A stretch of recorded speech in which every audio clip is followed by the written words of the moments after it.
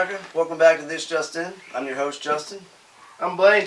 Here I am again. Here you are again for That's the it. third time in a row. Third time. And you know what? It's only because you love it. So we thank you. Topics today. Trump just leaked classified information.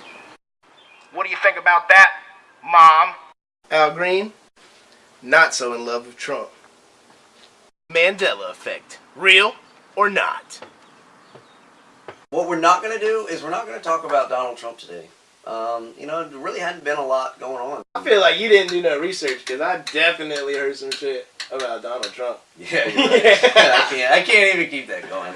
There's been a lot of shit going on with our president. Mm-hmm. We're going to get right into it. Boy, we got some shit to talk about. Boy! I thought we had shit to talk about last week. Donald met with the Russian Prime Minister and the Kremlin's ambassador to Washington. The creme de la creme. So even though we don't like Russia, we on the surface, we act like we like Russia. While they're there, it comes out now later that Trump shared some classified intel with these Russians. Okay. The intel comes out.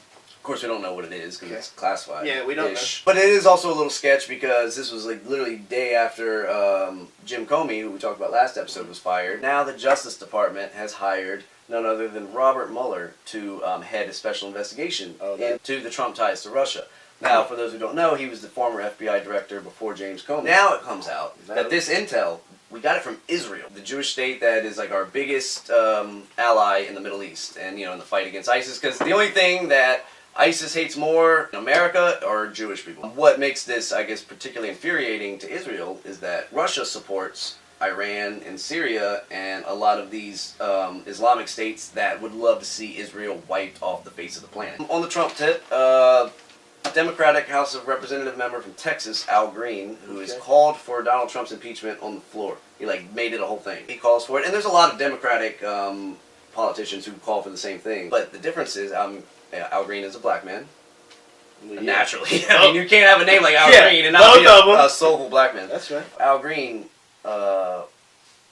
gets death threats. One of the quotes, and this was, you can listen to the audio, we maybe can even provide a link for you, but on his phone it said, "Hey Al Green, we got an impeachment for you.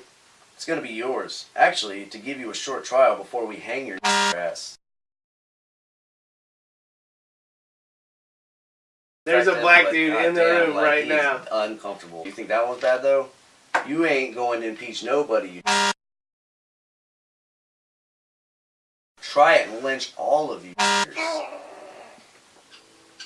This is what the man said. We talk about racism on this show. That takes the cake. When you hear shit like that, it's like, oh my fucking god. Whew. There's that. Sum up the whole politics lead. Roger Ailes is dead. And that was the guy that ran Fox News. He loved Donald Trump. Yeah, he was an entertainment man. Literally, after making all the money and being as popular as he was, he just got forced out of Fox a couple of months ago for sexual harassment. Like Bill O'Reilly. It seems to be a trend there. He grabbed him by the pussy. I'm sure he grabbed a lot of people by the pussy. Moving on to pop culture. I wish we could say this was going to be a more upbeat piece, but unfortunately it's been a very, very sad week for music. And for a lot of people. Yep. Chris Cornell, death by suicide. Widely considered one of the greatest frontmen of our time. If you don't know who Chris Cornell is, stop watching the show. I don't even want your views, but in case you don't. Amazing voice. Frontman of Soundgarden, 84 to 97. Pioneers of the grunge scene, Seattle. They were definitely way more musically talented than most of them at the time. Definitely Nirvana.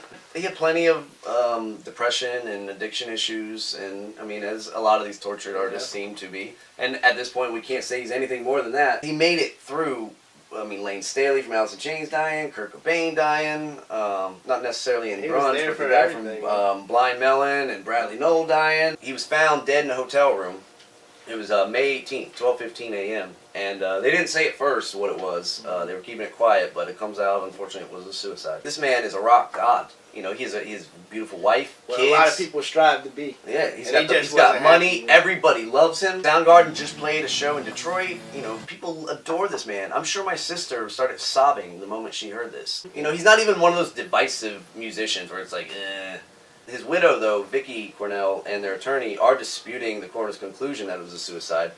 When interviewed, she questioned whether he would intentionally take his own life, probably for a lot of the reasons we just said, and stated that he was taking Ativan, and that she's kind of blamed this on the prescription pills, and that she had spoken to him on the phone, he was slurring his words, She was concerned.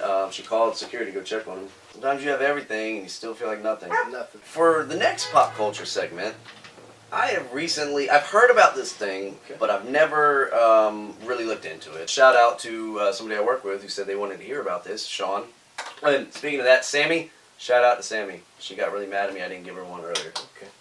We're talking about the Mandela effect. I do know a little bit about this. Some people believe that there's alternate universes that are almost the same, but slightly different, and they cross paths. We're not necessarily endorsing the Mandela effect. We're just talking about it because it is a cultural thing right now that's going on, and it is interesting. It seems like we all remember certain things like from our childhood, and then it turns out it's not. The brain not picking up on things all at one time. It's getting to the point where enough people feel the same about the same thing. Take, for example, Sinbad Genie movie. I swear to God I've seen that movie. And I'm not confusing it with Kazam, okay? Let me tell you that right now, because I loved Kazam as a child. I remember one time I hit my head. My sister kept waking me up like in the middle of the night to make sure I was okay. I was like 8, and she was like, "What's your name?" And I kept saying Kazam. And she's like, "No, Justin, you are not a 6'8" black man." I've seen Sinbad in those weird curly Aladdin shoes and a Sultan hat. You've seen it. Don't tell me you haven't seen it. Another one, like the Berenstain Bears. Oh, I'm sorry, that's not what it is actually. It's the Berenstain Bears. Okay. I mean, look, this is how, we see it. This is how we remember it. But this is what it is actually like. Well, shit, I know about one. Kit Kat. How do you spell that? Is it one word or is there a hyphen? It's hyphenated. No, it's not fucking hyphenated. What? Look at it. Huh. It doesn't make any sense. I could have swore to God that there was a hyphen in there. The Monopoly guy. What about the Monopoly guy? I mean, he's got a monocle. That's like, he made the monocle cool. Like, surely, the monocle is a thing. But see, once again, I'm going to disprove it here because I feel like you're confusing it with the peanut dude. The conspiracy comes down to it is this thing called the Large Hadron Collider. And it's a $9 billion 17-mile circle. Which they do what? With smash atoms. Literally, what this is the Flash. And if you ever watch, it's a particle accelerator blows up. Everybody gets superpowers. There's alternate worlds. It's literally like an episode of the Flash. A lot of physicists have kind of expressed disconcern over this because it's like you don't know what kind of these energies that you're messing with.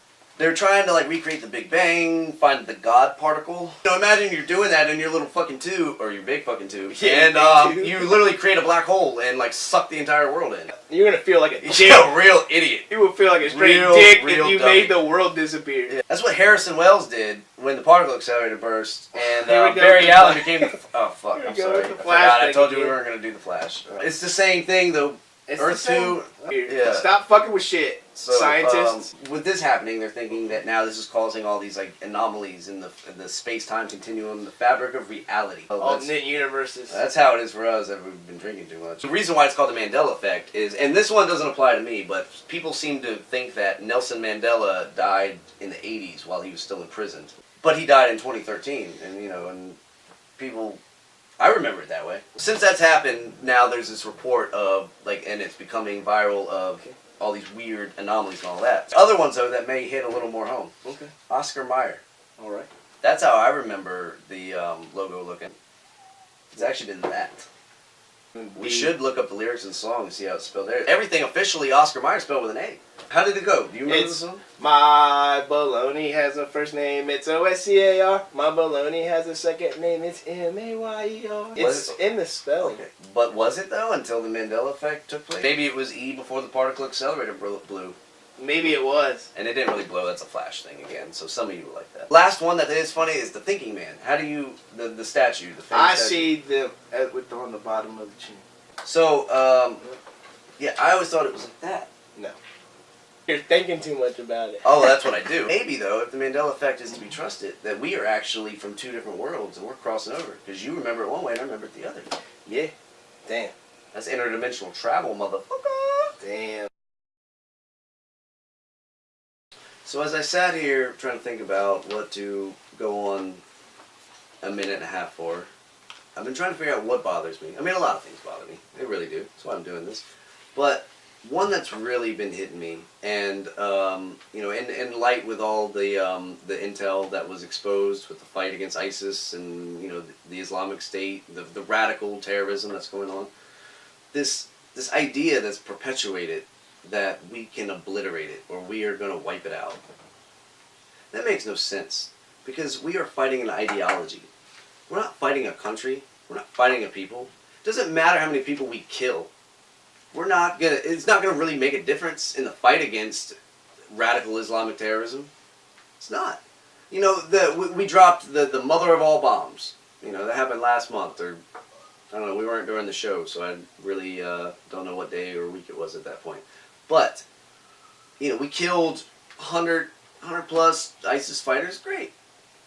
What is that doing though? That's essentially just fueling the fire. And it's not taking away from the amount of people that can still come out and fight us.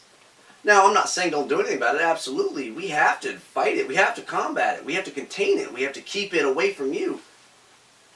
But we're not going to get rid of it. It is a part of our life now. It is the way we have to live. It sucks that we have to accept it. It's like cancer. It's around, you know. Hopefully you won't get killed by it. And I mean, I feel like that sounds really like, you know, cynical, but that's the world we live in.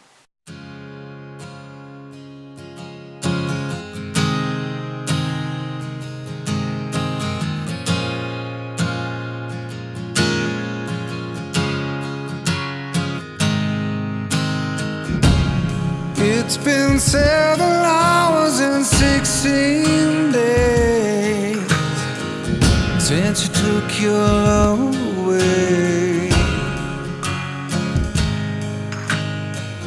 I go out every night and sleep all day since you took your love away.